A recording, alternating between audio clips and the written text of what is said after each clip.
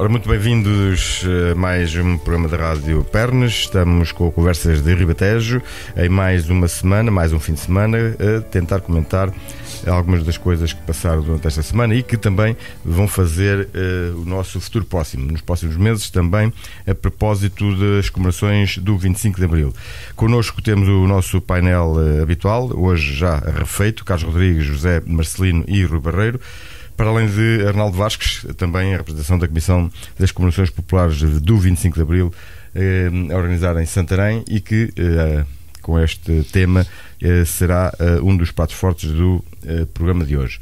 A começar este arranque de conversa aqui à volta da mesa e também com o nosso auditório, o Rui Barreiro, para introduzir os temas que poderão ser o mote da conversa de hoje. Muito bem.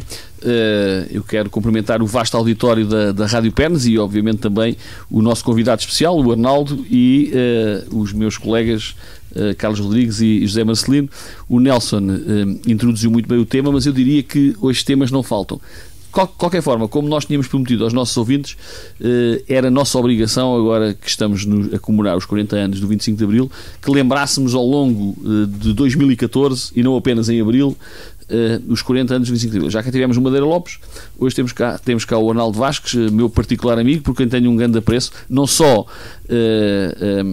pela sua atividade enquanto scalabitano, mas também porque é um homem daqueles que não faz jus à palavra de gostar de Santarém e de gostar da sua terra, e por isso é com imenso prazer que o tenho aqui para falar um pouco, não só daquilo que é o programa dos 40 anos das comemorações em Santarém, mas também para falar um pouco sobre a sua história pessoal ligada ao 25 de Abril, o que é que estava a fazer nessa altura, o que é que gostaria de ter feito e eventualmente não fez depois do 25 de Abril, e se eventualmente hoje, na situação em que o país atravessa, se não será de facto pouco apenas lembrar o 25 de Abril, se provavelmente nós, enquanto cidadãos, não deveríamos fazer mais para honrar, digamos que, os valores de Abril que temos tido. Para além desta conversa, importava também referir que aqui pela cidade e pelo concelho voltámos a ter a polémica do parque de estacionamento e tivemos também um congresso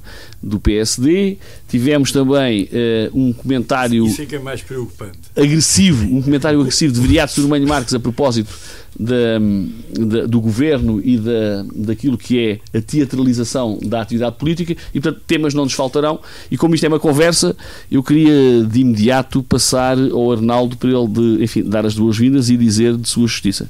Ora, boa tarde a todos, muito obrigado pelo vosso amável convite. Conheço os elementos que fazem parte do painel de gingeira, no bom sentido da palavra, na medida em que desde amizades do início de vida até depois toda a estruturação da vida da cidade em que nos temos empenhado e que eles se têm empenhado também concretamente. Falando da programação de Abril, este ano a Comissão das Comemorações Populares do 25 de Abril tentou descentralizar e tentou agrupar, unir entidades que, à partida, vieram enriquecer a programação e, por outro lado, sentiram-se também capazes de fornecer material com substância para que as comemorações tenham a dignidade e não sejam apenas uma data a merecer uma atenção especial. Quanto à programação, vamos falando nela.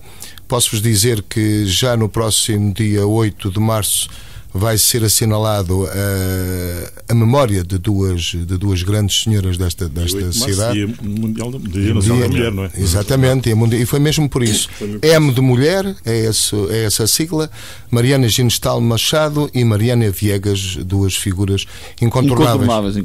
Da democracia. Todos nós temos apreço especial. Eu fui aluno da Mariana Ginestal Machado e, portanto, fui um sobretudo, beneficiei desse facto.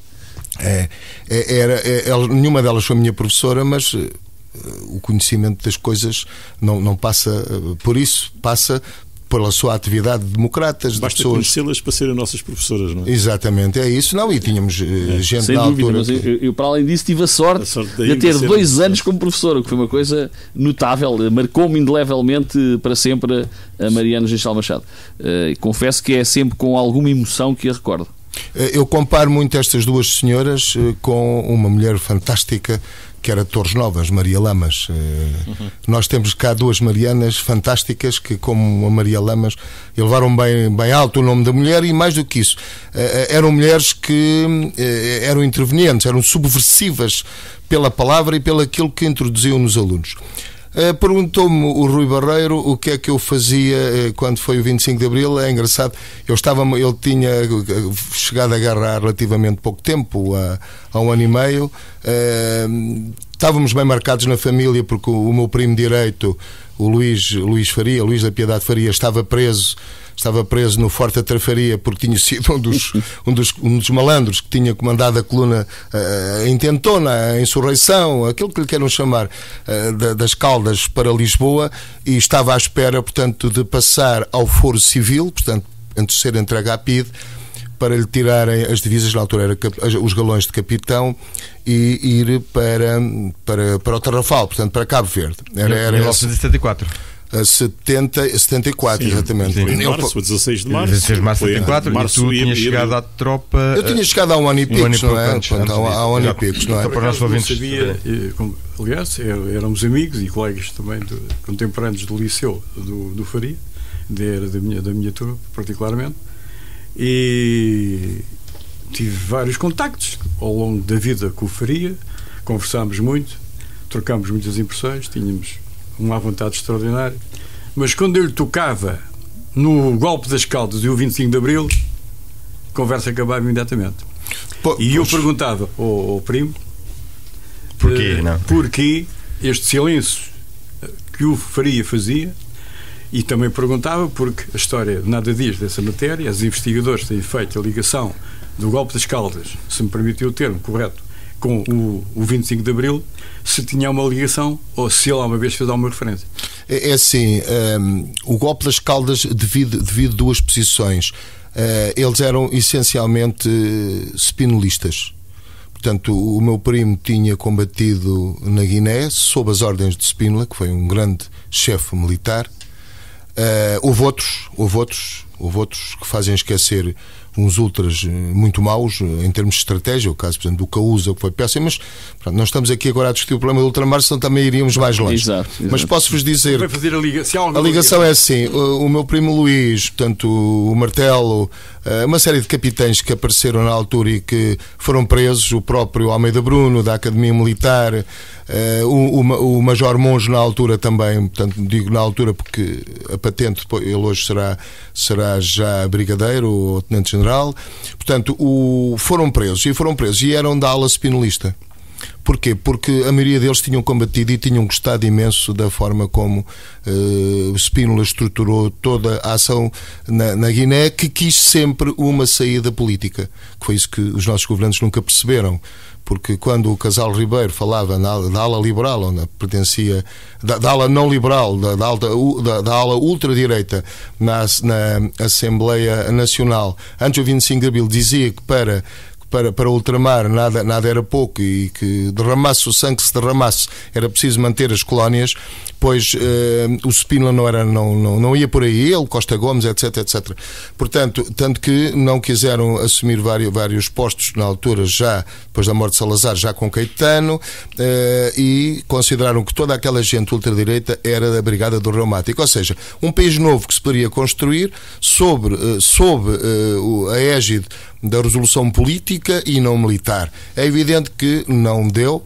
O meu primo é preso juntamente com o outro grupo todo, e para nós, na família, em casa, foi uma alegria fantástica. Mas quem é que fez, quem é que motivou, quem é que deu ordens, quem é que programou o 16 de março? O 16 de março.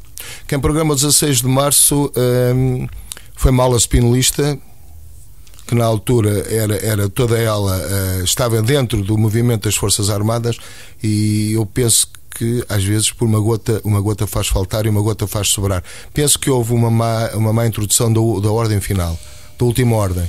Portanto, quando era para sair, tanto que estavam a maioria das tropas nacionais, portanto, aquarteladas em Portugal, estavam para sair, e estamos a falar também de tropa especial, paraquedistas, de Lamego, Rangers e comandos. Houve uma precipitação.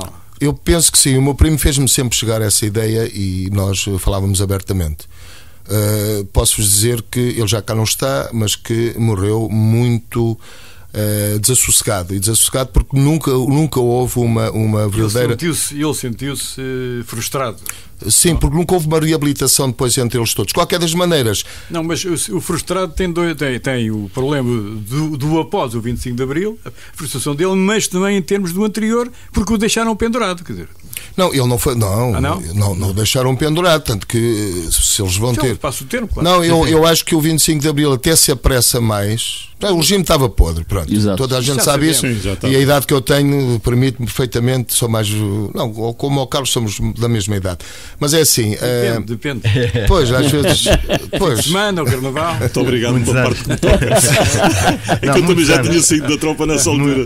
Eu não tenho dúvidas, aqui não tenho dúvidas em afirmar que o 25 de Abril dá-se muito mais rapidamente, porque vocês devem perceber que na tropa, quando doía a mão a um, doía ao corpo todo a outro, ou seja, as divisões podiam existir, mas quando era para atuar era um corpo unido, e portanto o 25 de Abril dá-se de facto e rapidamente para tirar esta gente da cadeia e para dignificar a instituição militar, a instituição tropa. E o 25 de Abril tem também, quanto eu sei, deve também a este pequeno lapso. Mas eu já agora, se me permitem, eu vou aguçar, e vem cá, faz parte do programa do 25 de Abril, a senhora historiadora Tornado, que vem fazer um comentário sobre as Caldas da Rainha.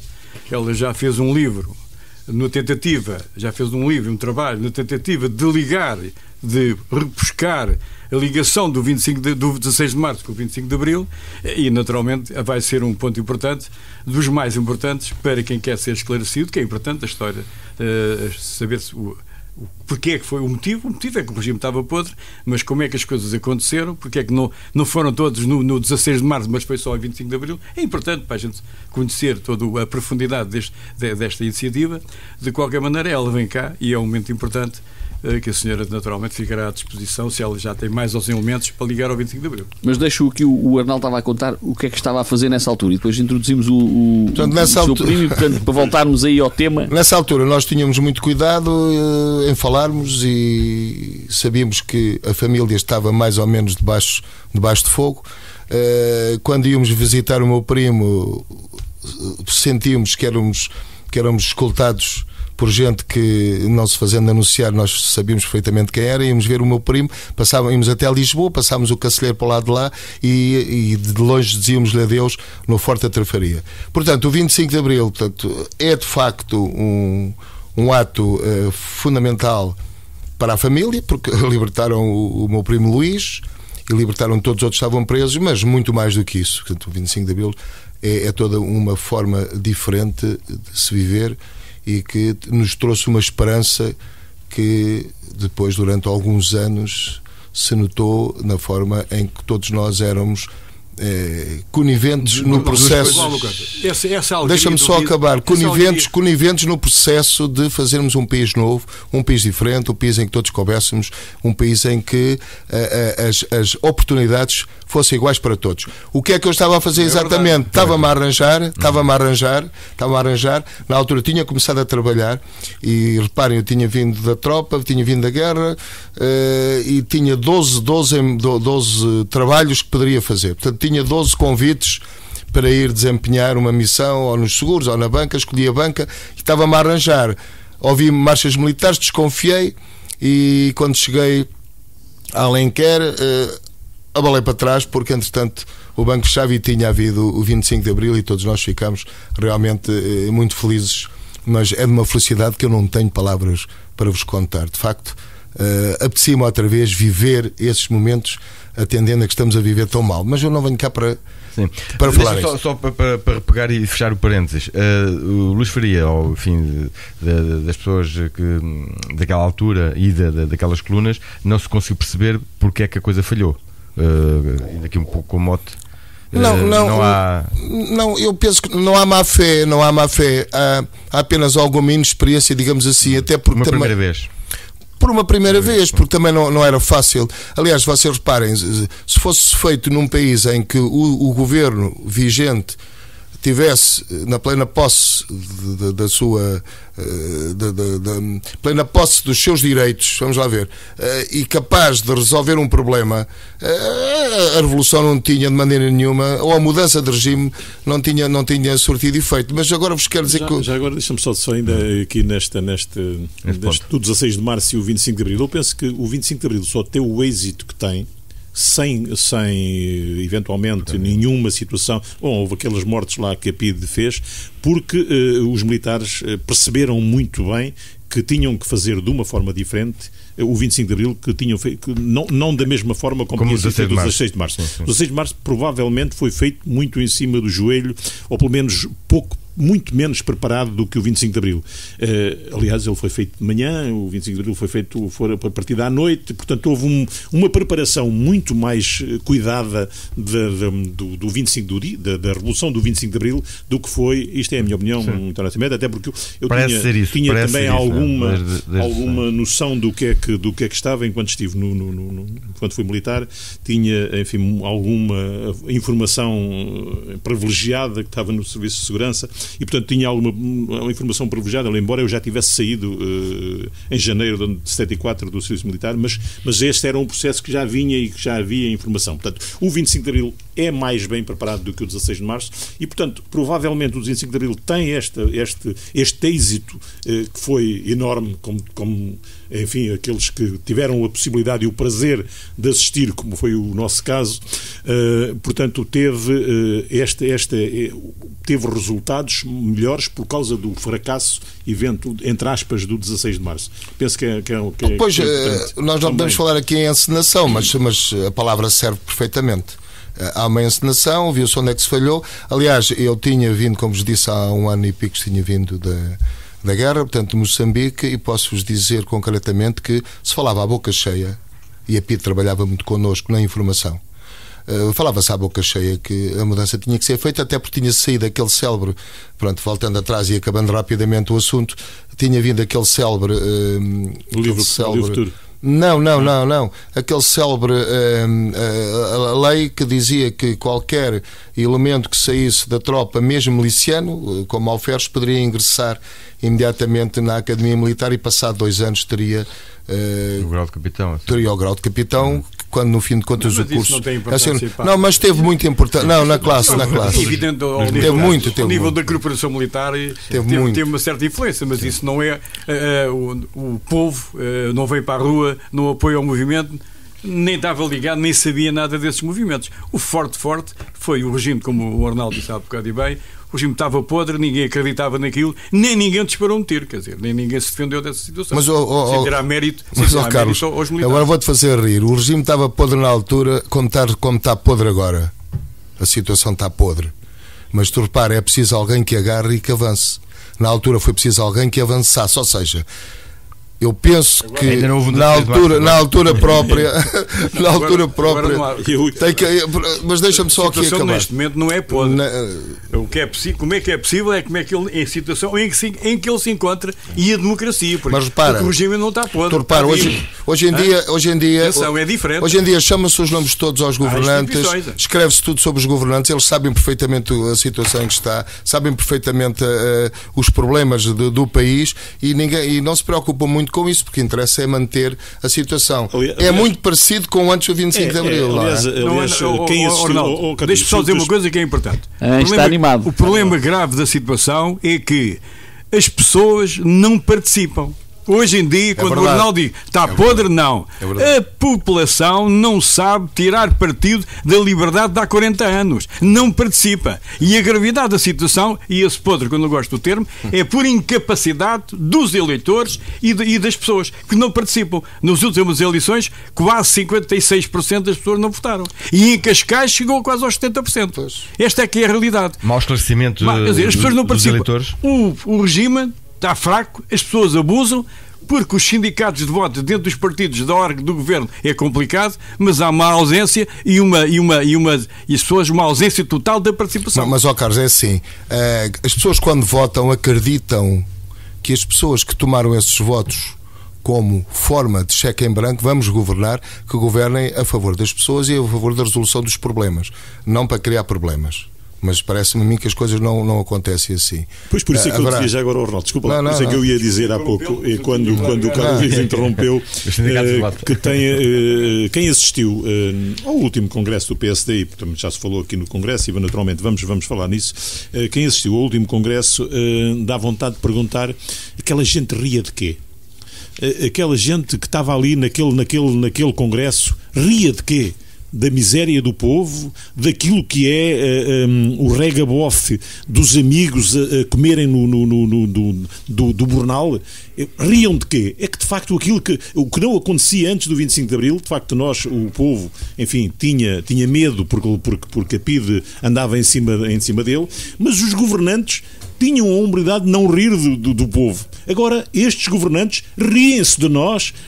Enfim, eu estive a ver agora há dias aquilo que vem nos jornais, o que é que vai ser a declaração de IRS do ano dos rendimentos de 2013 e de facto não é, agora é que nós vamos sentir aquilo que foram, o que o Gaspar disse, os impostos que vão ser lançados. De facto é uma coisa impressionante. Um indivíduo que ganha meia dúzia de milhares de euros paga 37% de IRS e depois não tem nenhum desconto, pode descontar até 80 euros em benefícios fiscais.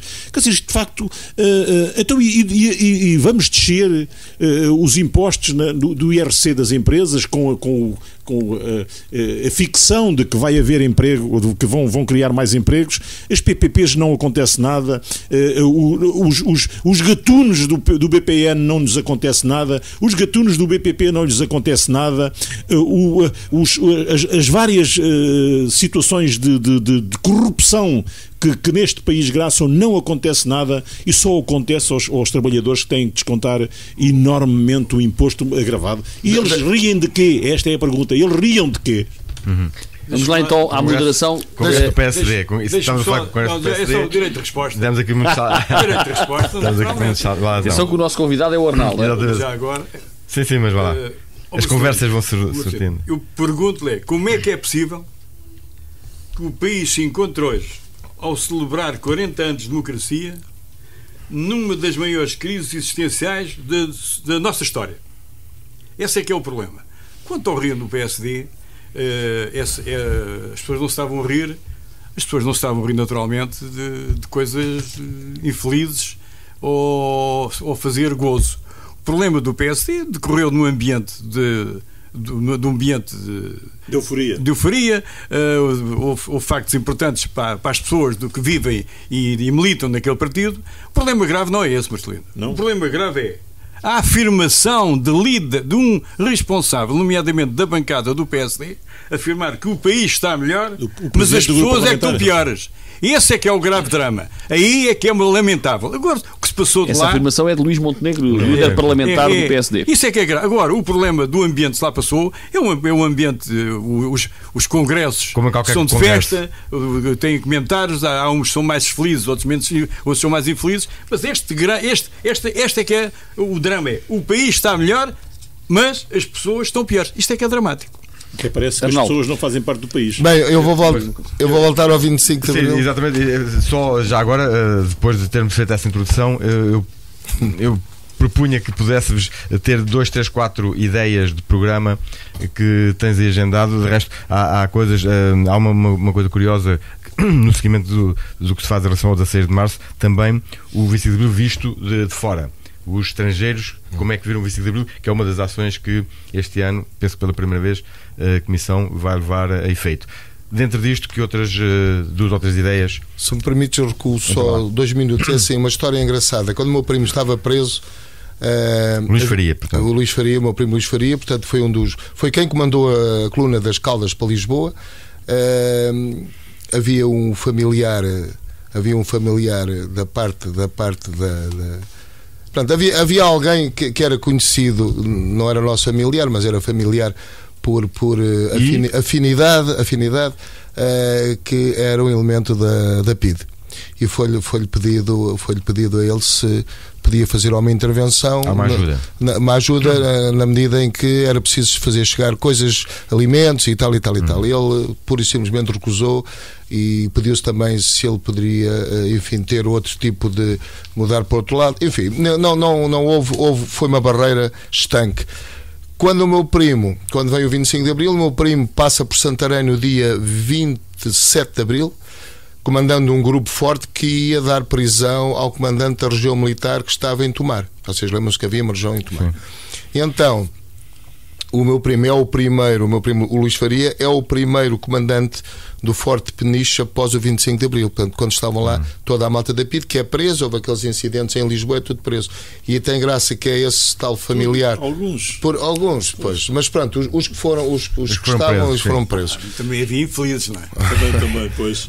É engraçado que vieram-lhe pedir a ele se ele interferia no sentido de mudar esse tal familiar por afinidade, se podia vir de Peniche, exatamente, para Caxias, porque os bilhetes de caminhonete eram mais baratas, e eu penso que ele foi mesmo para Caxias. Portanto, mudaram-no para Caxias. Portanto, eu acho que isto demonstra o espírito que aparece pós o 25 de Abril.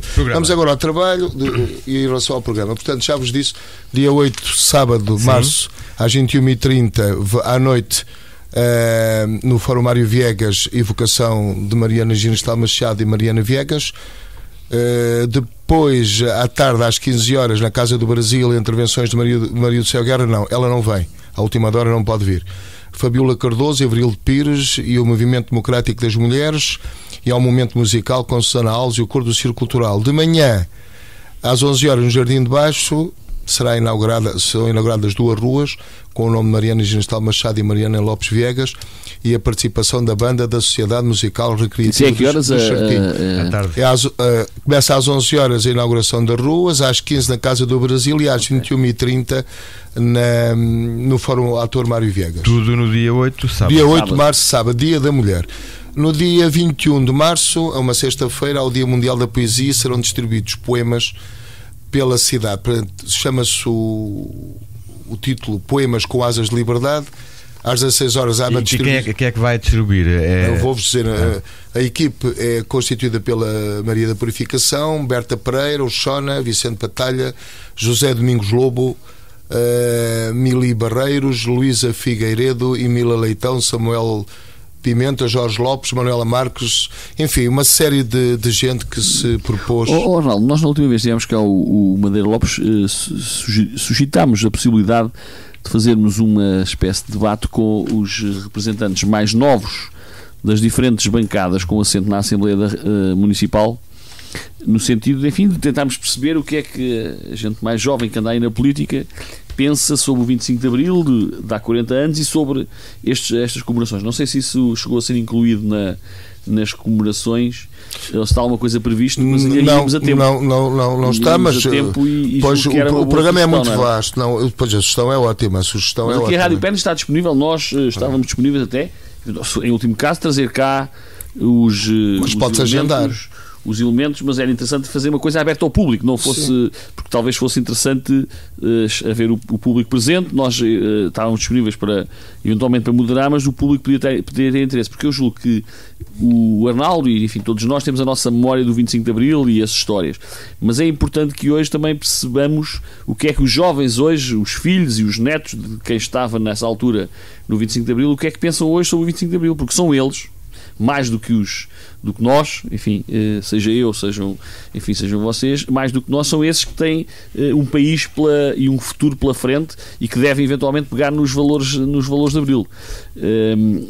Tu que tens filhos e netos, o que é que achas sobre isso? Acho que é excelente e penso desta maneira. O 25 de Abril, uma das coisas que fez, independentemente de não se ter vivido, foi colmatar uma brecha enorme, que é dar a liberdade. Podemos escolher os nossos governantes por plebiscito universal, portanto, indo à votação, podemos abertamente expor os nossos problemas, mesmo que estejamos em contrariedade.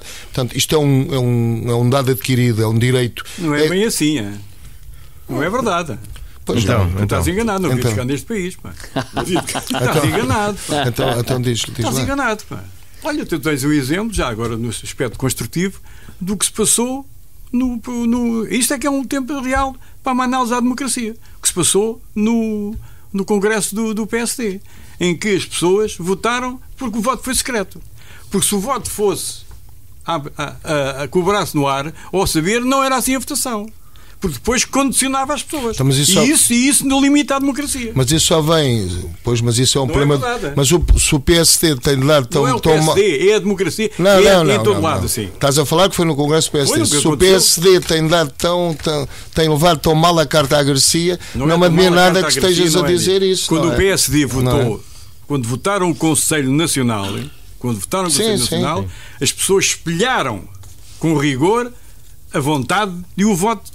Por isso é que houve aquela lista do Passos Coelho que ficou... é uma coisa dramática. Ficou 18 a 55. E, portanto... Exatamente, é uma coisa dramática. Isso é que é a verdadeira democracia. Só que ela no dia-a-dia, nas câmaras, nos sindicatos de votos, nomeadamente nos partidos do arco do governo, não é uma realidade. Porque as pessoas pensam, têm o filho para empregar, porque têm o filho para ir para a faculdade, ou têm outras necessidades e acomodam-se. E isso é limitativo da democracia. Também tinha filhos e também tinha família e, no entanto, deu o corpo ao manifesto. E os militares de Abril também tinham família e também deram o corpo ao manifesto e não sabiam se as coisas iam correr bem. Por isso é que eu acho que aquilo que o Arnaldo disse é muito importante, é que, apesar destes problemas todos, tem que haver sempre alguém que seja suficientemente generoso para dar o passo por todos os outros. Eu julgo que isso é talvez uma das coisas que nos falta.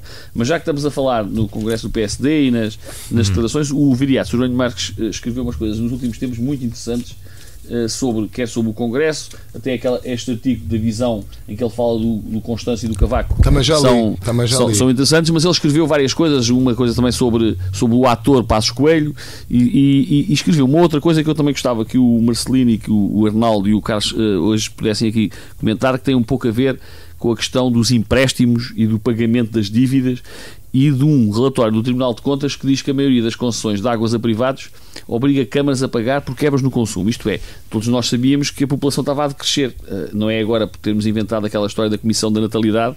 A gente já sabia que havia menos gente e, portanto, o consumo à partida seria reduzido. E, além disso, com a crise, ainda se reduzia mais. Então parece que na grande maioria dos contratos de concessão, quem paga são sempre os mesmos. Isto é, os contribuintes, neste caso, as entidades públicas. É da mesma forma das PPPs nos tal e qual. Não passem carros. Mas é que o pessoal esquece. Nas águas é contratualizado um número N de metros cúbicos de água, independentemente de ser gasto ou não. Também foi isto que o 25 de Abril nos trouxe.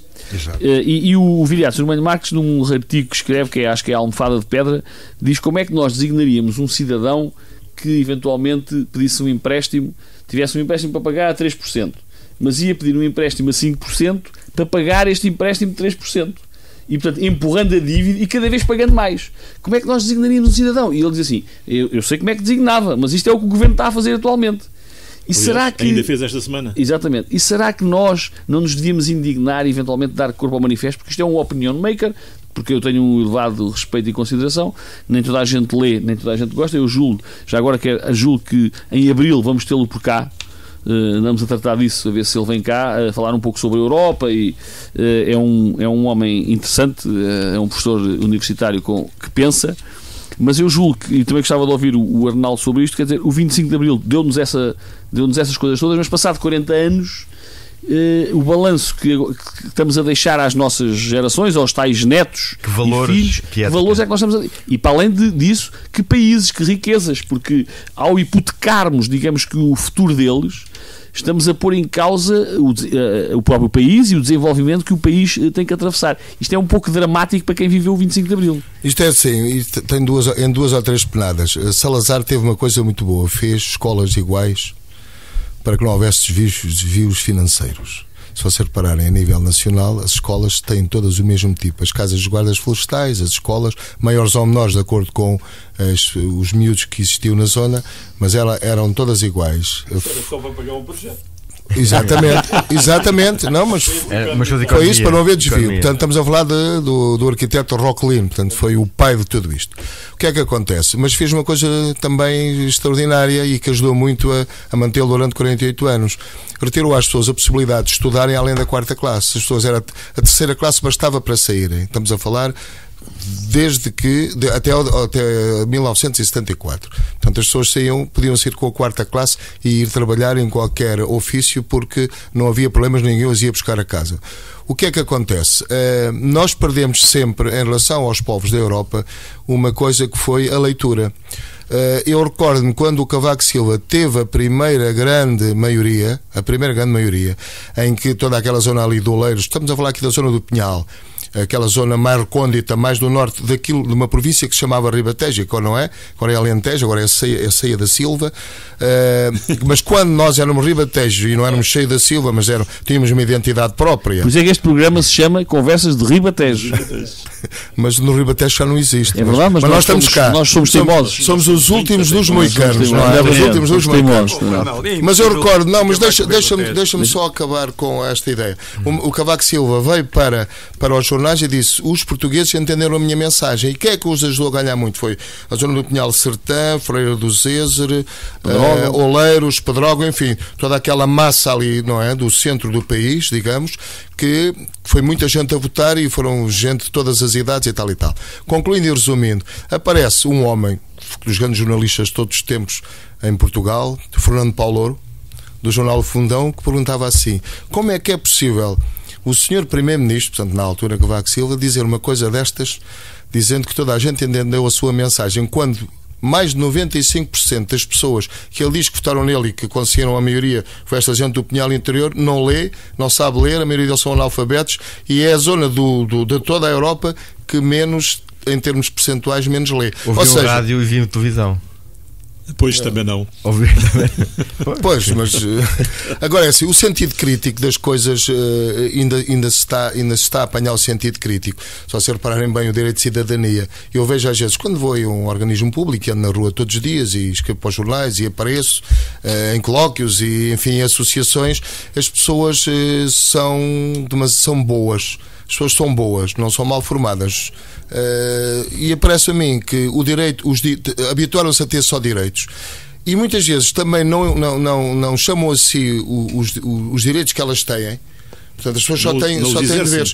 Não os exercem porque também não sabem e porque também é um bocado complicado. Toda a estrutura que aparece, toda a estrutura legislativa, tudo aquilo que emana da Assembleia da República, o que aparece, o que vem das câmaras, se nós repararmos bem, às vezes temos de ter algum pouco mais de conhecimento das várias matérias para percebermos o que está ali. Ora, as pessoas não percebendo, não podem falar do que não percebem. Portanto, mas mandam para os outros a sua representação, ou seja, concedem aos outros a representação daquilo que eles pensam que estão... Não mandam a representação, não. As pessoas por isso simplesmente baixam os braços e falam assim: olha, não vou votar.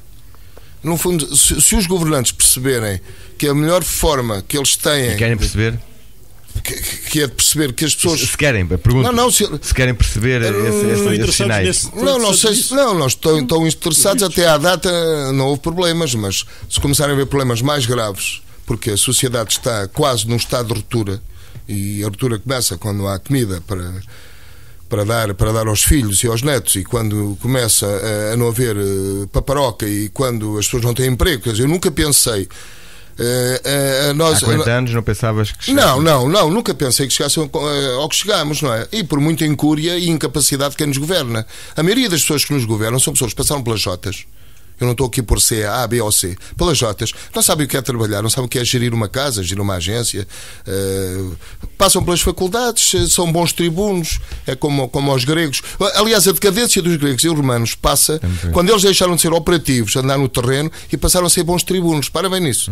Quando eles deixaram de ser... Há algumas semelhanças. Há muita semelhança nisso. E o que é que acontece? É evidente que essa massa de juventude, e que até olha para nós, para os mais velhos, que até recebem uma reforma para a qual descontaram, e que são tidos como os malandros, porque eles dizem: nós quando chegamos à vossa idade a gente nem vai receber dinheiro, portanto são de abater. Quer dizer, aliás, e este bloco que atualmente nos governa também tem conseguido bem criar esta grande diferenciação entre mais velhos e mais novos, porque está a criar uma ruptura. Mas eu nunca pensei, volta atrás, nos anos 60 a maior cidade do país tinha mais de 1 milhão de habitantes. Era Paris. Os portugueses que trabalhavam em Paris. Eram mais de 1 milhão. Lembro-me que num bairro periférico de Paris, que se vivia num bidonville, portanto em barracas de 5, Nanterre, havia uma torneira de água para 40 mil imigrantes. Veio o 25 de Abril e começa a haver oportunidades. Portanto, o país começa a despejar muito menos gente na Europa, porque criam-se empregos, toda a estrutura social e económica assenta noutros valores, e há como que um amor próprio em construir um país diferente, um país com sonhos, mas com realidades. E a realidade era realmente termos uma vida melhor. Eu nunca pensei que se chegasse ao ponto de não há empregos, não há trabalho. E quando digo emprego, digo trabalho, não há trabalho. A maioria dos nossos jovens que não pertencem a Jotas estão lá fora. Os que pertencem a Jotas vão lá para fora, mas vão com bons trabalhos e bons empregos em Bruxelas e em locais de grande gabarito, mas a maioria que sai das faculdades não conseguem arranjar um encaixe. Eu não sei, se fosse governante, pensaria 2 vezes se estaria a fazer um bom serviço, ao ponto de estar a liquidar aquilo que é o sangue real de uma sociedade, que é a juventude. Não me parece a mim que as coisas possam correr muito bem. E a conversa da proposta que o Rui estava há pouco a dizer, de se poder falar com os jovens sobre o 25 de Abril e para mas para mim, o 25 de Abril para os jovens é a liberdade que eles têm e a democracia que eles aprenderam a estar. Mas começam a pôr em dúvida, não olhando sequer para o 25 de Abril, penso que mesmo para os jovens o 25 de Abril é um caso que já foi, pensarem em como é que a gente vai resolver novamente uma situação que nos possa trazer a nós os direitos a termos trabalho, a constituir uma família, a pagar os créditos que porventura possamos pedir à banca. Ter estabilidade. Pois, continuam a viver em casa dos pais. Quem é que gosta? Mas, doutor, já agora eu queria fazer aqui um comentário, e o Arnaldo frisou bem 2 épocas. A vitória do professor Cavaco Silva pelos iletrados de Vila Nova de Arém, que era o que havia, era o que existia. Eram os iletrados. Era da zona toda do campo. Eram os iletrados, era o país todo, era o iletrado, o país era todo iletrado. Pronto. E o professor Cavaco Silva ganhou, segundo o está a dizer e a afirmar, 87, os iletrados. Mas 87. O problema é que o professor Cavaco Silva voltou a ganhar com maioria no Alentejo, em Lisboa e no Porto, onde já há muitos, e felizmente, doutores e grandes pessoas. O Cavaco ganhou nessa altura, e a vida de há 40 anos, hoje, é muito melhor do que era há 40 anos. E o Arnaldo sabe muito bem o que é que estamos a falar. Agora, o problema é que o sistema não é sustentável. Esse é que é o grande drama. E essa situação do não ser sustentável atravessa toda a estrutura da sociedade. Há 40 anos também, porque já tivemos 2 intervenções do FMI em 83. 85. O problema é que hoje as famílias, o governo, todos nós somos responsáveis pela grande dívida do país. Todos nós. O país assenta em 3 pilares. Toda a gente está convencido que isto era sustentável e não é. O país assenta em 3 pilares ou 4 pilares e não passa daí. Ou seja, nós somos deficitários. Só numa altura, no tempo de Dom João V, é que nós não fomos deficitários. Só uma vez. Fomos sempre deficitários, vivemos sempre de impostos, de impostos e de imigração. De muito dinheiro. Desde vocês não fazem ideia o dinheiro, não é? Eu fui bancário, o dinheiro que entrava vindo, não é? E hoje entra muito. Das remessas mas não tem nada a ver com na altura, não é? Aliás, parte da guerra do ultramar era paga, não era dos imigrantes, mas também vos digo, portanto, a inflação era muito grande, mas eles chegaram a receber 33%, 34% de juros, que era uma brutalidade ao ano. Pronto, mas vamos esquecer isso. Agora, eu penso que o nosso país deveria ter sempre assentado a sua trave mestra, as suas bases de desenvolvimento em 3 ou 4 importantes vetores. Quais, na tua opinião? A minha opinião é turismo. Portanto, praias, sol, uma paisagem bonita e pessoas afáveis. Montanha, pessoas afáveis. Segundo, as minas, portanto, o subsolo. Recursos. Terceiro, agricultura. Agarrando numa agricultura, e temos aqui um homem que foi secretário, o Rui Barreiro, secretário de Estado, agricultura, criarem uma estrutura integracionada entre o homem, a agricultura e toda a estrutura envolvente da natureza. Para quê? Para obrigar à fixação e para não estarem 90% da população nacional vive numa faixa de 60 km. É uma coisa, quer dizer, se fôssemos um porta-aviões, estávamos virados, não é? E não estou a falar dos submarinos, estou a falar de um porta-aviões. Jangada de pedra. Atesta isso, exatamente, do Saramago. Do Saramago, exatamente. E há uma quarta parte, e há um quarto vetor que é fantástico e que nos daria, nós, possibilidades de darmos cartas, que é a pesca. Portanto, não é preciso ir muito longe. Turismo, subsolo. Não nos esqueçamos de uma coisa. Ao fim e ao cabo, os nossos recursos naturais. Exatamente, Carlos. Porque assim, não nos esqueçamos que o grande parte do fulfrâmio que alimentou. Eu não vou fazer político, vou falar apenas em questões económicas. Uma coisa que eu não faço nada. Não. Mas o ser humano é político, vive na cidade ou vive no campo e tem que ser político, tem que pensar e dar. Porque ao darmos opiniões e se formos ouvidos, também estamos a dar sugestões. A grande parte da estrutura toda que foi montada na Segunda Guerra Mundial, o wolframio que ia para a constituição do armamento de guerra vinha aqui do nosso país. Arnaldo, o problema pode ser usado também para fins benéficos. Eu sou técnico agrícola e um problema que trata há muitos anos tem a ver com o desenvolvimento económico baseado na agricultura, que aliás, como tu referiste. É um potencial, e aliás está aprovado as potencialidades e o valor que neste momento tem em relação à balança de pagamentos e às exportações que isso hoje representa ao nível da floresta e ao nível até dos hortícolas e das frutas, que temos potencialidades. Mas o problema grave é que quando chegou o 25 de Abril quis fazer a chamada reforma agrária e ela não foi feita ainda. Agora anda-se a protelar a reforma agrária. É que nós temos 2/3 do território abandonado. E nesta altura, 2/3? Não, hoje. Desculpe, nos últimos 10 anos, ali do Rui Barreiro também sabe isso, também é melhor do que nós, acabaram 410 mil explorações agrícolas. Saíram 600 mil indivíduos da agricultura. E esses territórios estão todos abandonados. Mas isso era E essa já só para terminar. E aí, eu gosto até com uma forma provocatória, porque o problema grave é agora temos que fazer a reforma agrária. Agora é que eu quero ver onde é que estão as pessoas para fazer a reforma agrária. Porque quando retiraram as propriedades às pessoas, umas que estavam abandonadas e não podiam estar, era o correto. Mas acima de tudo, retiraram as que estavam a produzir. E hoje quem é que vai retirar os 2/3 que estão abandonados? Como é que vamos resolver a situação? Como é que se põe a produzir? Não, mas o problema aqui, vamos lá ver, o problema aqui é, eu considero que, ao contrário do que disse o Carlos, eu acho que o país é viável e que não somos nós os culpados, não somos nós todos. Não, mas o Carlos disse que nós somos os culpados porque isto é insustentável. O sistema, desculpa, não, o que é insustentável da maneira das práticas sem utilizar. Pois, o que é insustentável do rendimento. Exatamente, o que é insustentável são as parcerias público-privadas que penalizam sempre os mesmos, são as despesas que são feitas pela atividade política, mas que penalizam sempre os mesmos. Repare, nós nos últimos anos a dívida, o déficit, tudo aquilo que tem a ver com indicadores do país, e nomeadamente do PIB a decrescer, portanto, e depois ainda por cima isto é feito em porcentagem do PIB, e portanto olhamos para o numerador e para o denominador e nem sempre as coisas bate a bota com a perdigota. O que é certo é que o nosso país não é um país inviável. É óbvio que se fizeram muitas asneiras e que houve, desde o 25 de Abril, que houve mais gente. Mas pronto, mas eu não estou aqui a fazer leituras políticas da governação. Até porque todos os partidos têm responsabilidades, todos eles, pelo menos todos os que estão na Assembleia da República têm responsabilidades.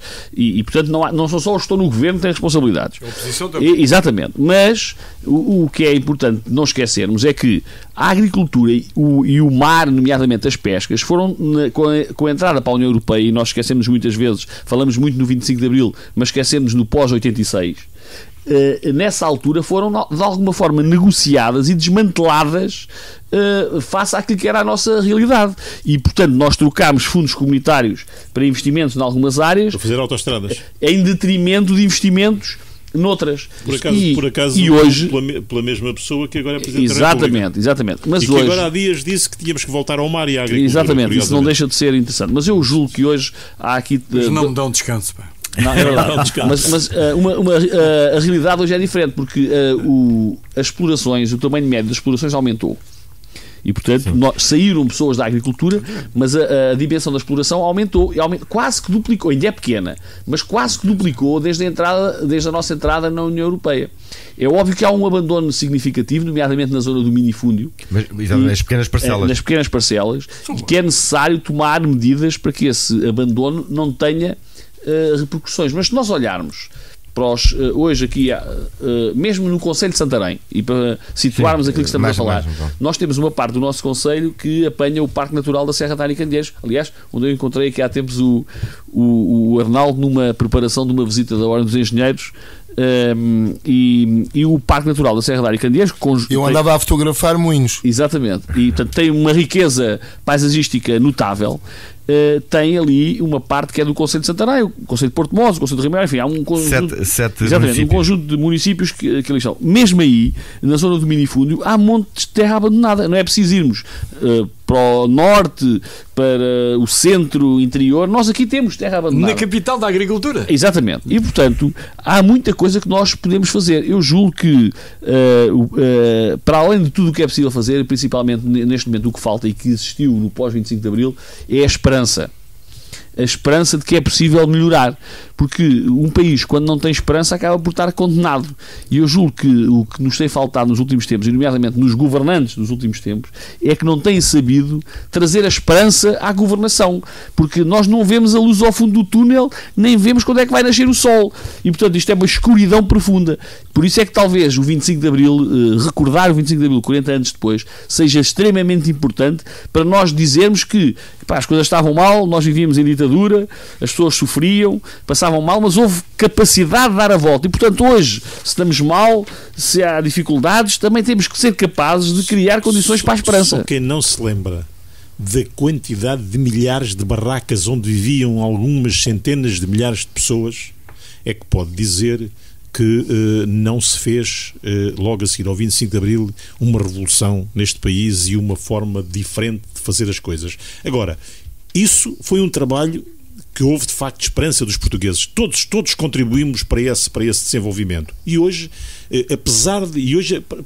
para fazermos um paralelo com aquilo que existe neste momento, apesar de todo este garrote que nos é imposto pelos impostos e pela tal sustentabilidade que ainda dizia há pouco o Carlos Rodrigues, em janeiro, é bom que isto se diga, em janeiro a dívida subiu 12 mil milhões de euros. Só em janeiro a nossa dívida aumentou 12 mil milhões de euros. Apesar de nos estarem a roubar constantemente de uma forma escandalosa. Porque, se formos ver os impostos, quais foram aqueles que subiram 10%? Foram o IRS e o IVA. E, portanto, portanto, são sempre das pessoas, no fundo, daqueles que trabalham. E, portanto, esta sustentabilidade do país e aquilo que é a sustentabilidade da nossa vida e até, como dizia há pouco o Arnaldo, daquilo que os jovens hoje pensam quando chegarem à idade, daqueles que já não estão na vida ativa, não têm direito à reforma, não é verdade. Isto é tudo ficção. Claro que é importante dizer isto, e eles têm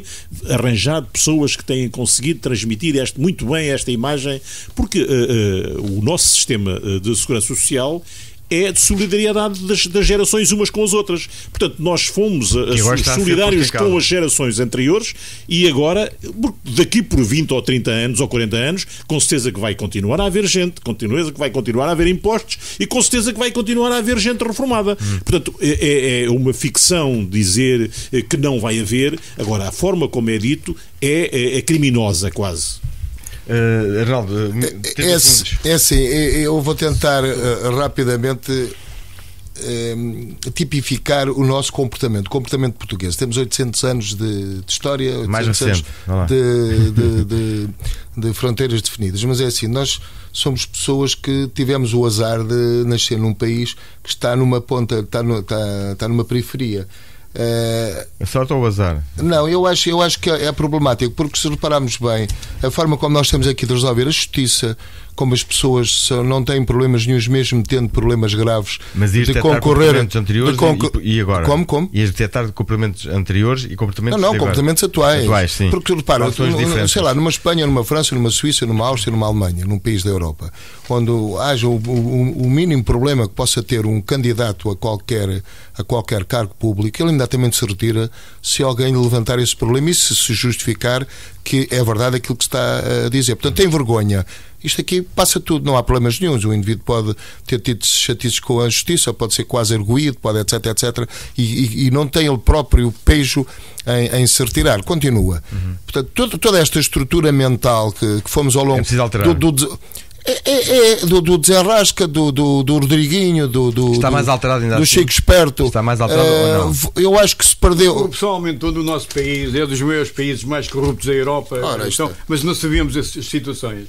a gente tem que falar abertamente. Sim. O que está em causa é que o país é dos países mais corruptos dos 25 Estados-membros da Comunidade Europeia. 27. Perdão, 27. E há volta a dar. Como é que se dá a volta? Somos o nono mais pobre, também convinha. E aliás, já agora, Carlos. eu estou à vontade, já agora para acrescentar ao que o Marcelino disse, que ainda é mais grave disso tudo, é que criaram um fosso entre ricos e pobres brutal, que é maior do que estava antes. Maior do que estava. E acabaram com os remediados. Como é que um país, e o meu amigo sabe melhor do que eu, Arnaldo. como é que é o Arnaldo, como é que é possível que um processo nas finanças, quando se reclama um processo, demore 15 anos, 20 anos a resolver?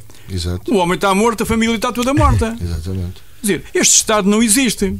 Quer dizer, e isso passa para nossas mentalidades. É transversal à sociedade. O Estado existe por medidas avulsas. Estamos a acabar. Não podemos ir mais. Deixamos o Arnaldo, que é o nosso. Sim, estacionamento. Temos de deixar o estacionamento para outro programa e vamos deixar o Arnaldo. Só queria dizer uma coisa ao Carlos, e termina o Arnaldo. Acho que o programa das comemorações do 25 é aliciante, é diverso.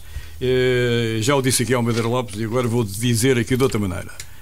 O programa mas tem bailes a mais e almoços a mais também, porque a malta não tem dinheiro para almoço e tem menos conversa. O que a malta precisava era pôr a malta a conversar e a participar. E há muita festa, não? E há muita festa. Há muito baile nas fontainhas, há muita. Não há muitos bares.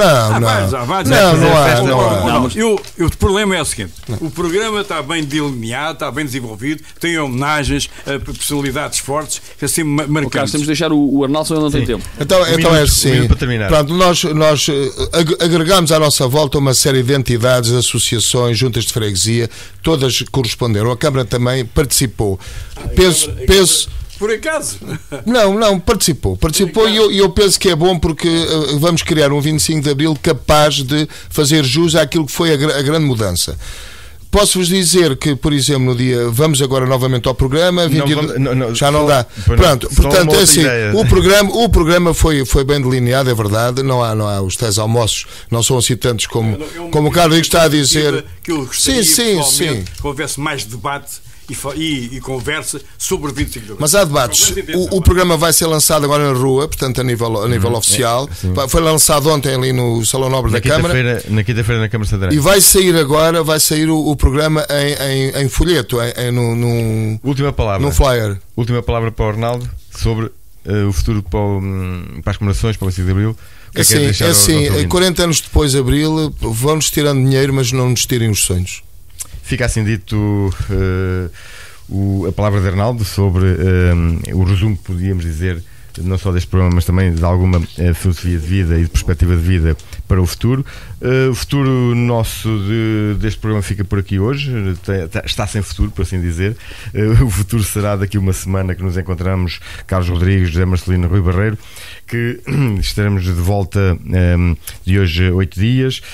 Até lá, esperamos que os nossos ouvintes tenham um resto de bom fim de semana, uma boa semana e, para terminarmos, como tem sendo hábito há uns tempos desta parte, façam favor de ser felizes.